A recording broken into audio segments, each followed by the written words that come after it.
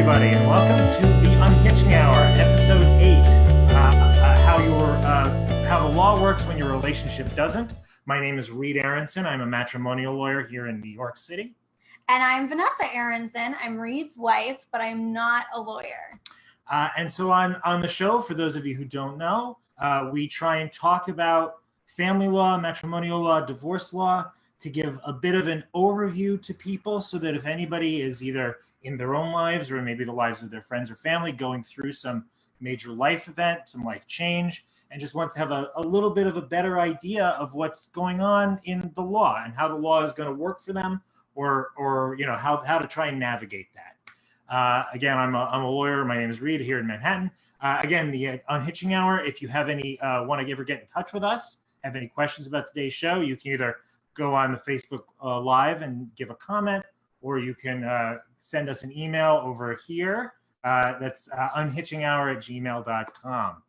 And again, head over to our YouTube page. Every episode, if you missed any part of this episode, want to catch it or want to watch it again, over on YouTube, Unhitching Hour channel, and give us a subscribe. We really appreciate it. So it's episode 8 today. It is episode 8 What today. are we talking about today? We are talking, so the last couple of weeks, we've been going through the cast of characters you'll see in custody cases. Cast of characters in a custody case.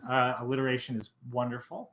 And so today is sort of part 3 of that. We went through attorneys for the child.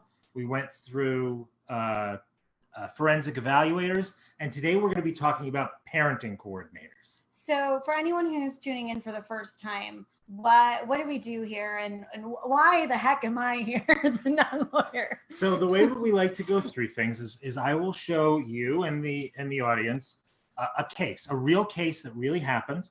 I'll give you the facts, the relevant facts of that case.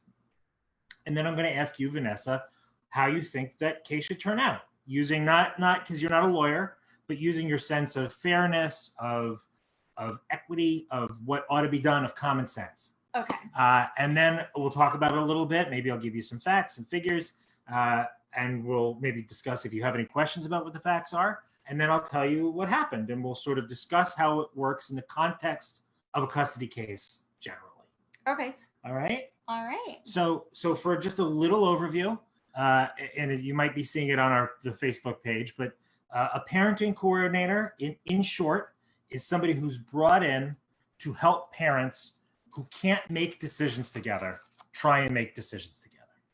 Okay. Parents make decisions. They are coordinating the parents. Now, they might provide some other services. They might provide counseling. They might provide that. But their primary function is two people. You have two parents. They cannot help make decisions, or they have difficulty, maybe cannot, but they have difficulty. So you bring in a parenting coordinator to facilitate that.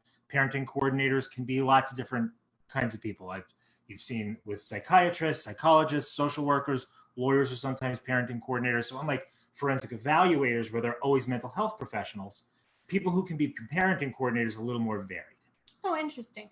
Now, are you able to, before we dive into the cases, tell me, we learned that the attorney for the child's is advocating for the child. Mm-hmm. And then we learned that the forensic evaluator is, I've forgotten already, He's trying to find the best interest interest of the child, not necessarily advocating for what the child wants.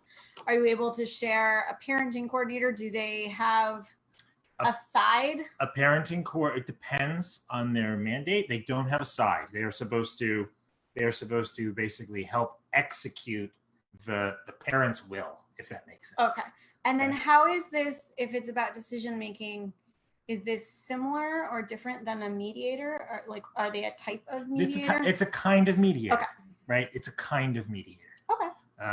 And with that, let's go to today's first case. We have more than one again? Oh, sorry, just one today.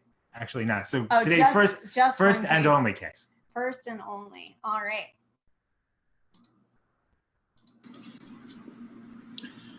This week's case is called Matter of Edwards v. Rothschild from Suffolk County in 2009. Leslie and Harrison were in the midst of a very bitter and nasty divorce. They were contentious about every issue, especially custody of their children. The only thing they seemed to agree on was that each thought that they should be the one to make sole decisions on behalf of the children for their education, welfare, etc. So they have to go to trial, and after the trial court orders joint legal custody, which means that Harrison and Leslie have to make decisions together. And to enforce this, the trial court appoints a parenting coordinator who, in addition to acting as a mediator to try and get them to come together, also will act as a tiebreaker. So if they can't agree, what the parenting coordinator will decide is who gets to make the decision. Neither party likes this, and they both appeal. So the question is, was the trial court right to order joint decision-making with the parenting coordinator as a tiebreaker?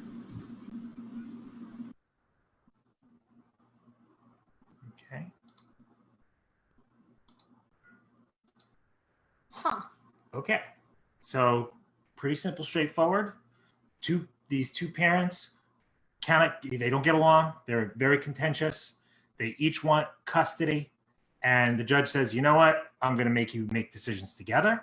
But if you can't, I'm appointing a parenting coordinator. And if you guys, are at loggerheads, the parenting coordinator will decide which parent gets to make the decision, right? So it's not that the parenting coordinator was not going to go and say, well, you want to go to this school and you want to go to this school, I'm going to send them somewhere else. It's the parenting coordinator will basically decide the dispute. Okay. Was that right? I mean, I feel like I was going to ask you that question when they said the tiebreaker. That was immediately my question. Like, is that a thing? But I guess that's what I have to decide. Okay, my first question is, I mean, the court appointed the parent coordinator.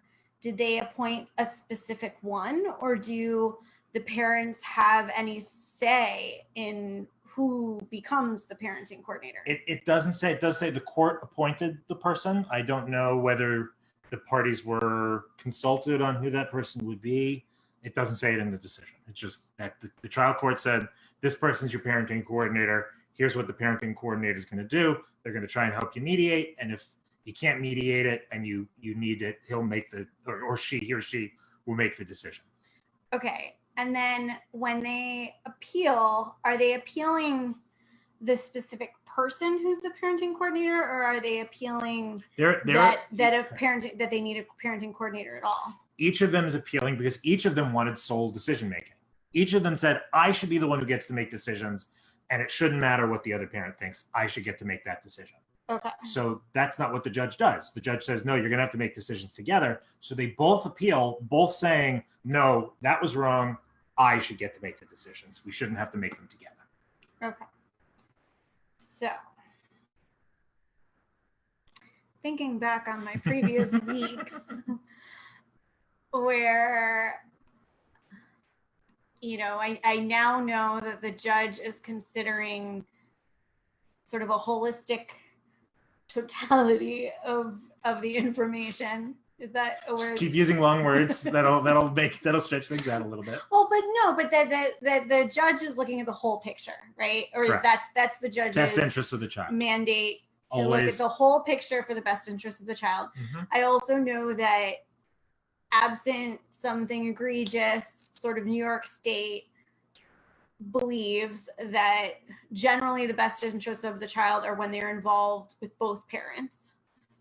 So this doesn't feel like that far off to say that both parents have to be a part of the decision-making process. If they're going to have a relationship with both parents and a meaningful relationship with both parents, it makes sense. It follows that both parents would have decision-making power. I could see a really tricky dynamic and, tricky in the child-parent relationship if they know that one parent is making all the decisions and the other parent gets to make 0 decisions. I could just see that being like a problem for a parent-child relationship.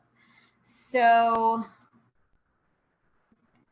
they appeal, so I guess it means the court is going to the appeals court is going to look at what the judge reviewed. And I also know now that the judge needs to share their thinking, that it's the judge's. You could assume in this case that the judge did, that the judge went through and gave a very good explanation for when I say good, a very thorough explanation. Whether it's good or not, but it's a thorough explanation of what they wanted to do. I don't know. I think it makes sense. Here are the things that I have a little bit of trouble with. I have a little bit of trouble with the notion that, like, for the rest of the children's lives until they're 18, that they're going to have this extra person helping them make decisions. I have a little bit of trouble with, like, how do we know that it's the right person? And could they fight on who the right person is and continue to just get different parent coordinators based on, they just don't like them? And then I think the tiebreaker piece is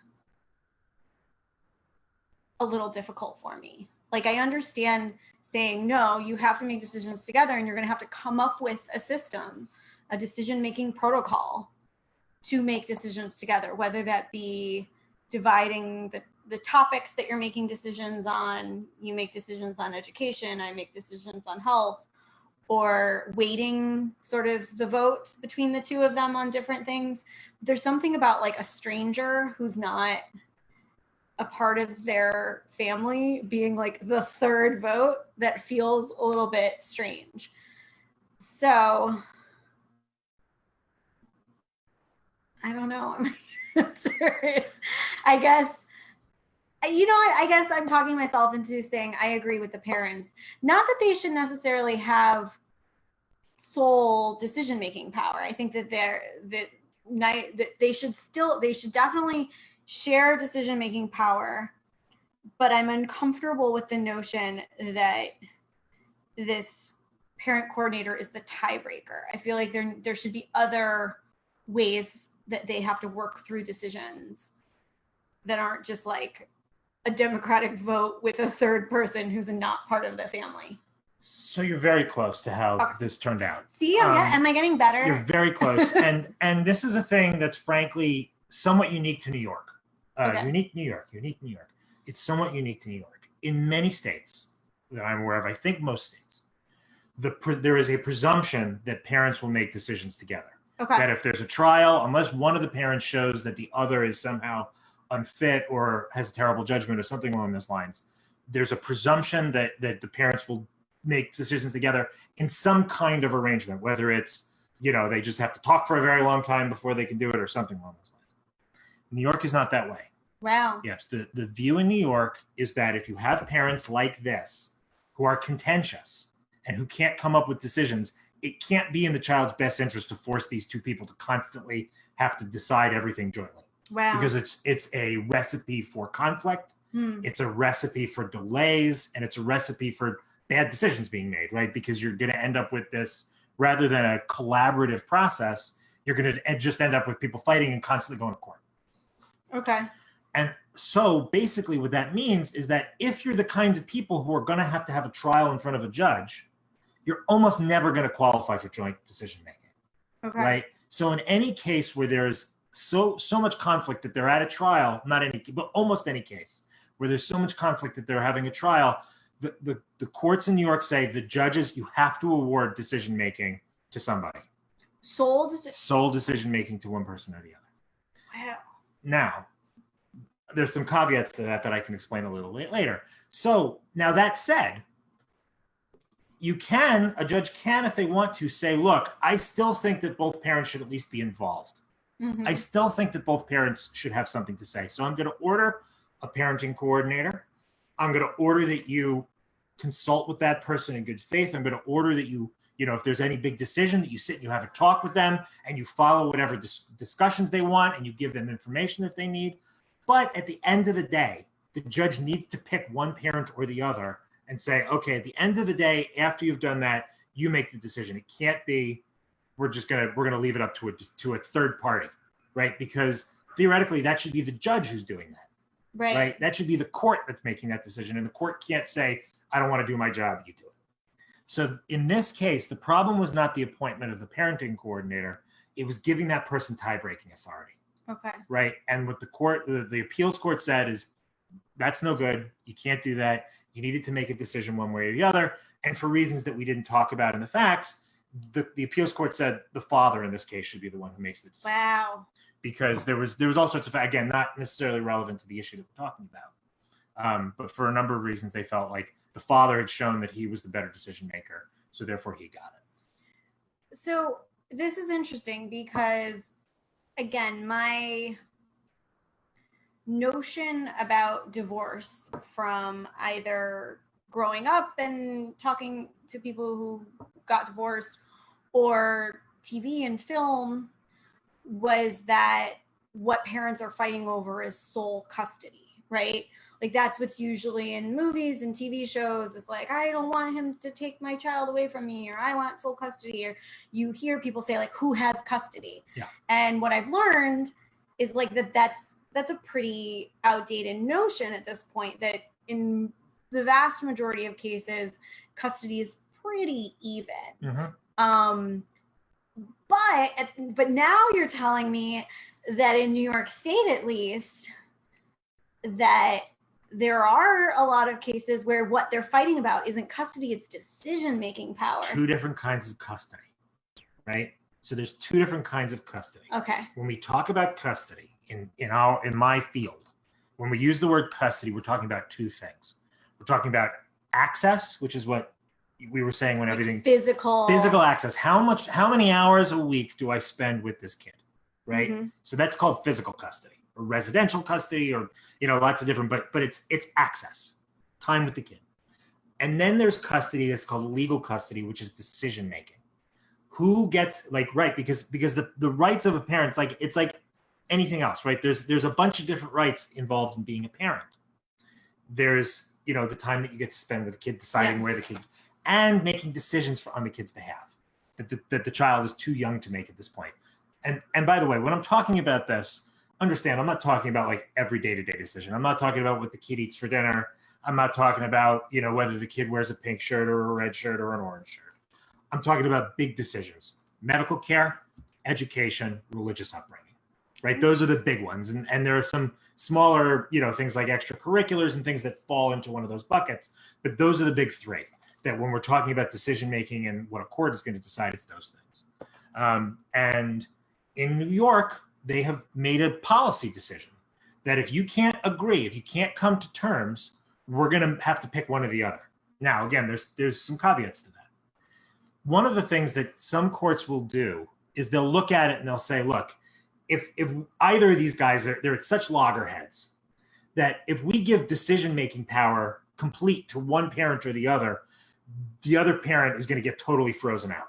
Right. That's what I would think. And they don't want that for the reasons that you've said. Yeah. Right? Which is it's good for everybody to be involved. Parents have rights, all those sorts of things. So what a court might do in some cases is say, look, we need a balance of power. Okay. We need a balance of power. So what we're going to do is we're going to carve spheres of decision making. Oh, okay. Yeah. So what we might say is, look, parent A, you're going to get to make educational decisions. Okay. And educational decisions are not necessarily that many, because usually it's like once you put a kid in the school, they're kind of there. But we're going to let you make educational decisions. But this parent, we're going to let you make medical decisions. Okay. Okay. And that way, the theory goes that this parent is not going to totally ignore this parent on educational decisions, because then this parent is going to totally ignore this. Right. So there's some it forces them to have some sort of give and take. But at the end of the day, for each given decision, one parent or the other is going to make it. Is going to be so courts can do that, and they have been doing that more frequently in recent years. That's sort of a concept that's somewhat new, maybe 5 or 10 years old, and it's gaining popularity. Yeah, that makes a little bit more sense to me, because again, I was kind of shocked by the sole decision-making power, because again, then there, you could see potential for a distorted relationship. If a child, look, kids are smart, and if they know that one parent is going to have has no say or has no power, I don't know, it just feels a little bit strange. And that's definitely something that comes up. It's definitely something that judges think about. Yeah. And one of the reasons that spheres are becoming a little more popular is for that reason, is that, look, you look at a kid and you say, look, I don't have to listen to you because mom makes all the decisions, or conversely, dad makes all the decisions. So you're, and parents sometimes say that, right? That they feel like if they don't have a right to insist on things, that it's to the detriment of their relationship. Interesting. No. So that's something that's definitely been considered and thought about.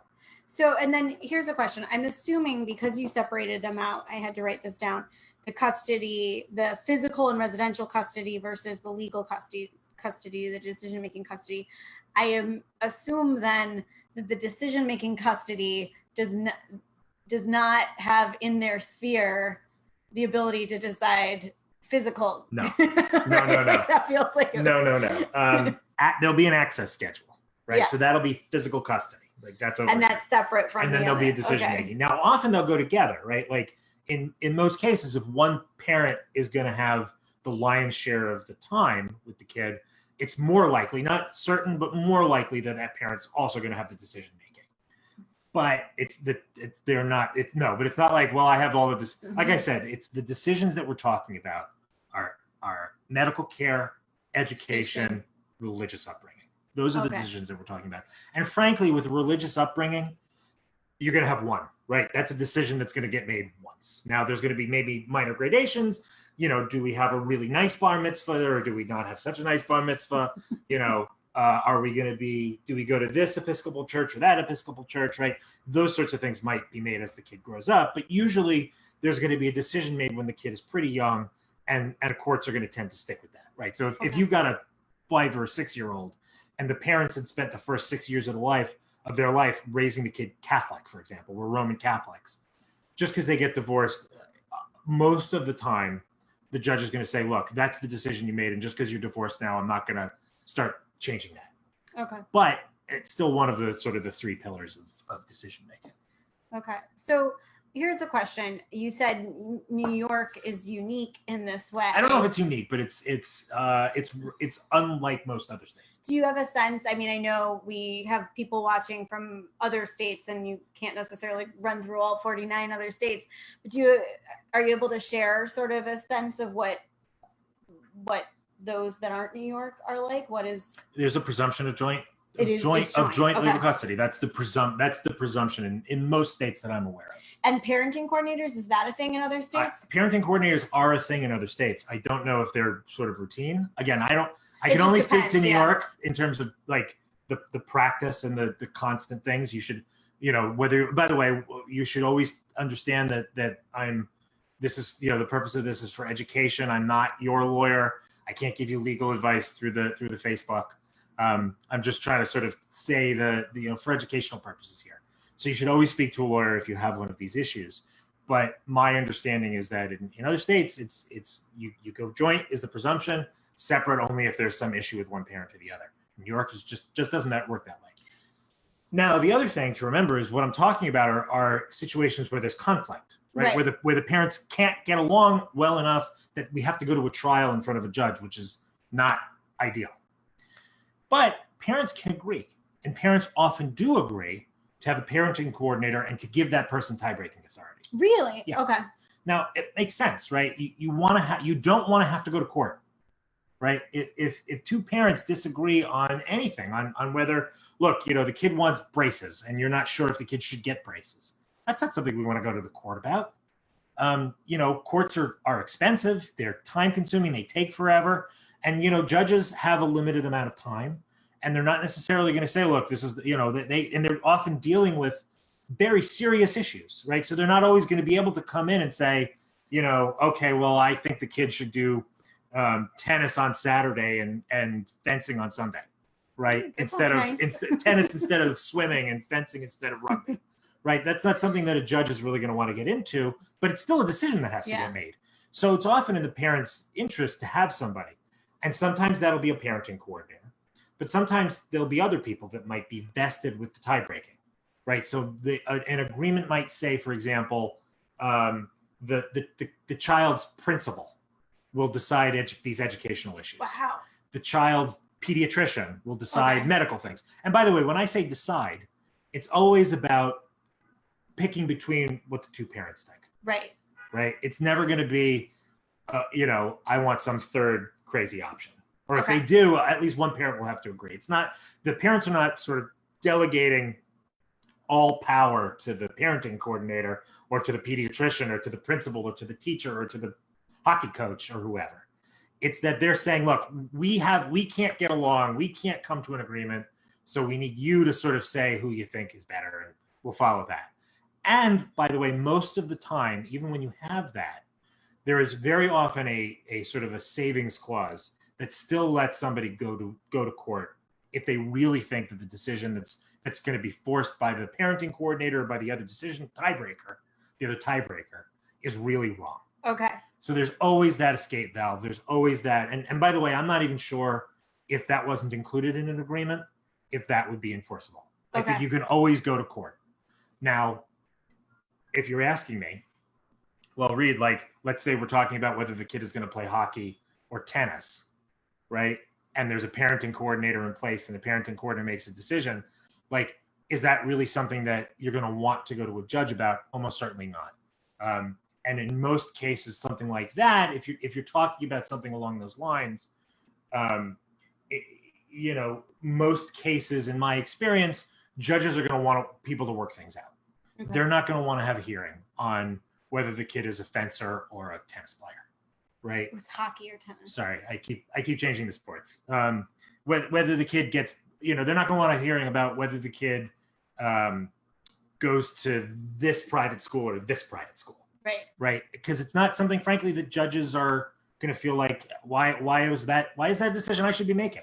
And they're right. And by the way, judges are absolutely right on that count, right? Sometimes there's no choice. Sometimes the court is the last resort, but it really ought to be the last resort. You don't want to say, you don't want parents basically saying, we can't do anything, so the judges are going to decide, because again, it's expensive, it takes a long time, and there's no guarantee that you're going to get a better decision than parents if they can really come to an agreement. That's obviously the ideal. Yeah, very interesting. I'm not sure if we have any questions that have come in. This is all kind of interesting and new to me to think about.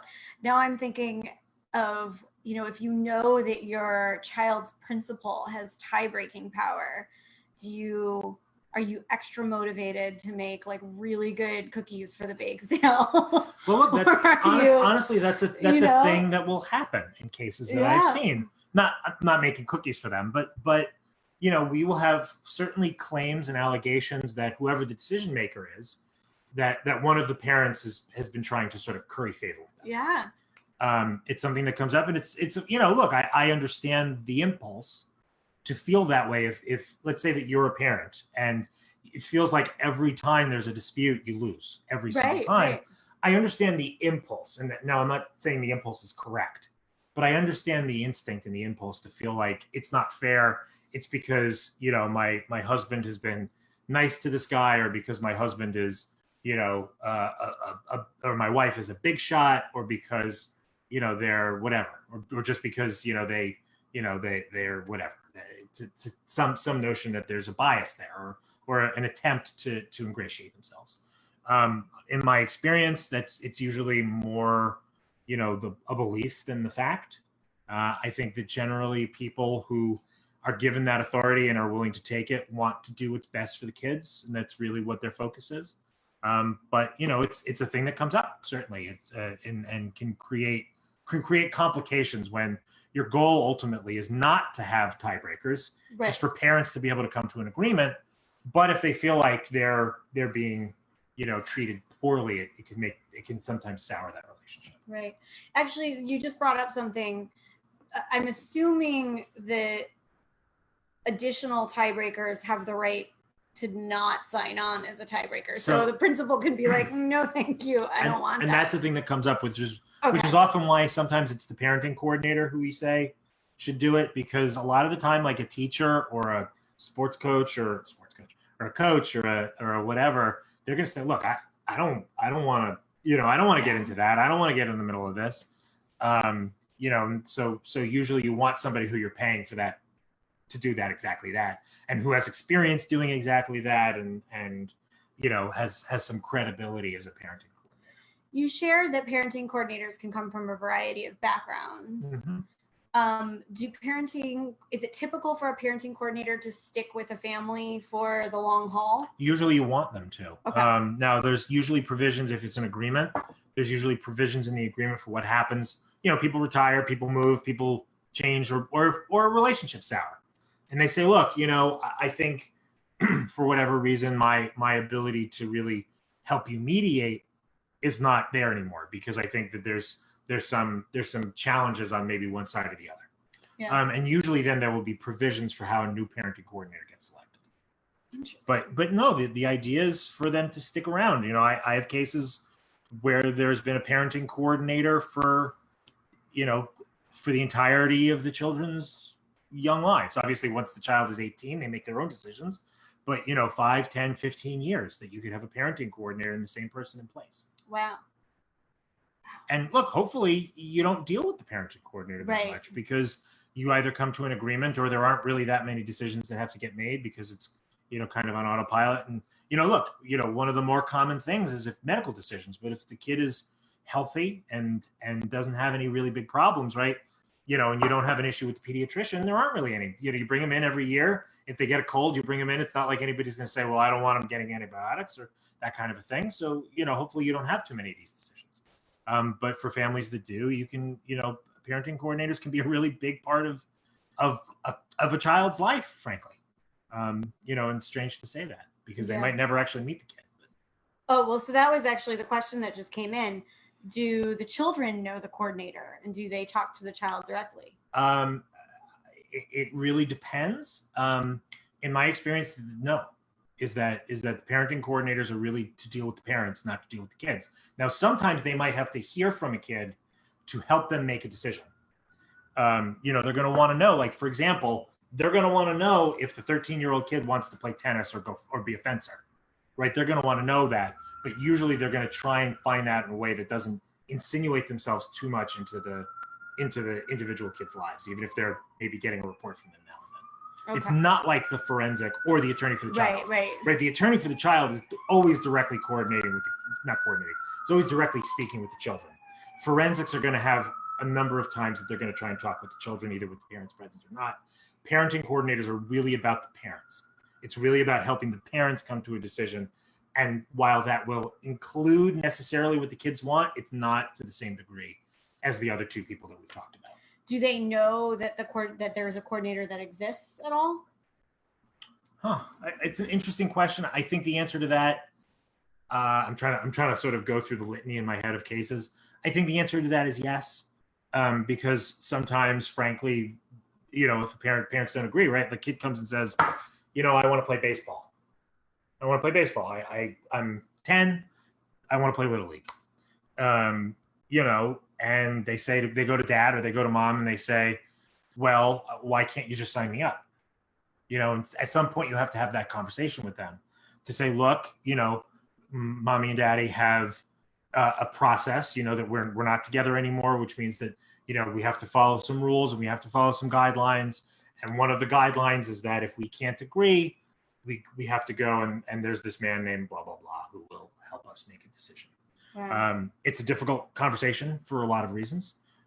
So it may come up, but the existence of the parenting coordinator, I'll say it this way. In an ideal scenario, you shouldn't have one parent who says, well, Dr. Reed will decide that.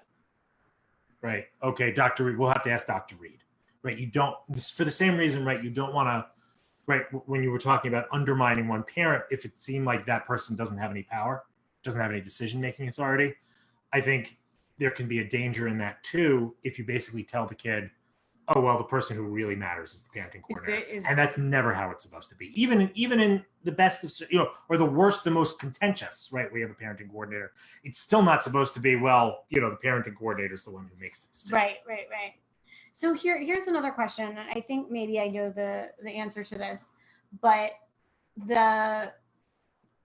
in an instance where we've got the spheres, so one parent is making medical decisions and one parent is making religious upbringing decisions, what happens if the decision-making parents' sort of worldview shifts in a profound way since the time that they were given that power. So I could imagine the parent with the religious upbringing power deciding suddenly that they want to switch religions and wanting to now convert the children. Or I could imagine a case where the one with the medical power might say suddenly that they don't believe in vaccinations. Right. Like, is that when the other parent can go to the court and say wait a second? That would be one of the cases where you could really go to the court. This decision was made in a completely different context. And now the standard for whenever you want to go and make a change, and because remember that you can't go to the judge and say, Judge, you make this decision, or Judge, here's the decision that's right, so order that. Really, what the judge is supposed to do is decide which of these two should make the decision, right? Who's going to make the decision, not necessarily what the decision is. Now, what the decision they're making is always going to factor in, right? Because it factors in the best interest. If parent A says, I think it's in the kid's best medical interest to have them jump off a bridge every day, right? The judge is going to take that into account and say, like, okay, that shows that this parent has no judgment. And so the consideration is always the best interests. And if there's been a change of circumstances such that you need to revisit what's in the kid's best interests, that's important. So, like, let's say that you have a child who's been raised Roman Catholic and they're now 14, right? So they spent the first 14 years of their lives going to a church, spending, getting their communion, creating a community among their fellow parishioners. They're in the choir, they're, all sorts of things. To say, well, the parent who's been theoretically bringing them up says, you know what, I've changed my mind on this whole thing, and now I want to be, I want to be a Buddhist, right? A judge is not necessarily going to say, well, Buddhism is right or Catholicism is right? That's never going to be the decision. But they might look and they might say, look, you taking this child who has spent 14 years creating a community and being part of a community and saying, we're going to pluck you out of that and we're going to sort of start you over somewhere else. A judge might say, look, that to me is not in the best interest of the child. So I'm going to let the parent who will be the one who is likely to continue the same trend go forward. Okay. But ultimately, it's always about the best interest, whether it's medical decisions, whether it's religious decisions, and so there's going to be a lot of factors that have to be considered. And again, especially when you're talking about religion, for obvious reasons, judges are going to be hesitant to sort of impose their own view or even necessarily to adopt either parent's view in terms of the theology of it, right? I changed my mind on, let me just to make sure that I'm like, I changed my mind on the Diet Coke religion.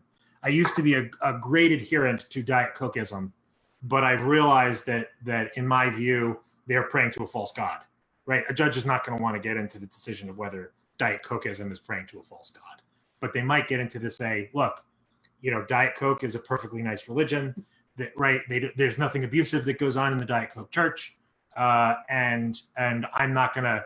I don't think that it's in the best interest of the child to be plucked out of that community. Yeah, you never hear about Diet Cokeism scandals in the news. So here's a question that came in. How often do decisions get made and then by a parent coordinator, and then the parent still doesn't abide by the parent coordinator's decision? I mean, it depends on what you mean by abide by, right? Now, theoretically, if the agreement, what the agreement says, right? So let's say it's enrolling the kid in a private school, in a particular private school, right? And that's the decision that gets made. The parenting coordinator says, I agree with the father that the kid should be enrolled in this private school. I disagree with the mother that the kid should be enrolled in a different private school. Under the agreement, the father could go to the school and say, school, she won't sign the papers, but she doesn't have the right not to. This is what our agreement says. Here's it's so ordered by a judge. Go with what the agreement says.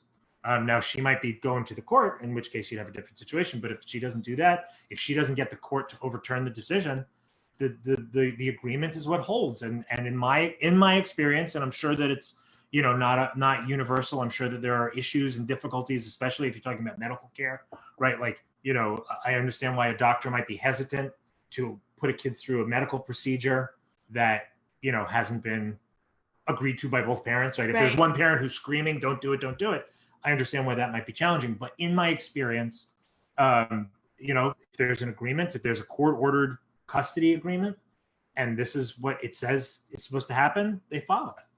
And what would happen if they didn't? What would be the consequences? You would have to go to court, theoretically, to have the parent who's standing in the way held in contempt of court. Oh, wow. Because they'd be in violation of a court order. Okay. Right? If the court order says once the decision is made, you have to cooperate, and you are going and defying that order in whatever way by, let's say you go to the parent goes to the doctor's office and chains themselves to the door, right? I've never experienced that. I don't know if it's thing that's happened, but I've had cases where one parent has intentionally interfered in that way, sent, nasty letters or made nasty phone calls or that kind of a thing because of a decision they don't agree with. You go to court and you can have the parent held in contempt, and they could theoretically go to jail. Okay. Obviously that is not something you want to have happen, but it's a thing that has to happen if really that's what's going on. So today, basically, I've learned that your child's principal could be the tiebreaker in deciding what religion your child is, and then hold you in contempt of court. Usually it's not going to be the principal making religious decisions. But theoretically, it sounds like it could be. Sorry, there's a question. What happens if you're in contempt of court? Depends on what the judge, if you're in contempt of court, the judge can do everything up to throwing you in jail. You can go to jail for being in contempt of court. You can be fined for being in contempt of court. You can be punished in other ways. You could have, there are all sorts of negative consequences up to and including being put in jail. And if you're in jail, it's going to be difficult for you to interfere in your kid's decision making. Well, this was a very enlightening episode for me. What should people do if they have more questions or more ideas for future topics? So if you have ideas or other questions that you didn't feel comfortable asking on Facebook Live, down in this corner, I keep getting that wrong. Yeah. Unhitchinghour@gmail.com. If you have an idea for a future episode, we've now sort of concluded our run, our series on the cast of characters in custody cases. So if you have any topics you'd like us to bring up down here, send us unhitchinghour@gmail.com. What about, so now what if they've just tuned into episode 8, but they want to see the other cast of characters for custody cases? You can always catch all episodes. All of our episodes are uploaded to YouTube. Unhitching Hour is the name of our YouTube channel. Please head over there. Please like our videos. Please subscribe to our channel. We really appreciate the support. And again, thank you again. Thank you all for joining us. And I think that'll be our episode, unless we have more questions. Oh, I'm Reed Aronson. I'm a divorce lawyer here in New York City. And I'm Vanessa Aronson. I'm his wife, and I'm not a lawyer. And this has been the Unhitching Hour, how the law works when your relationship doesn't. Thank you all for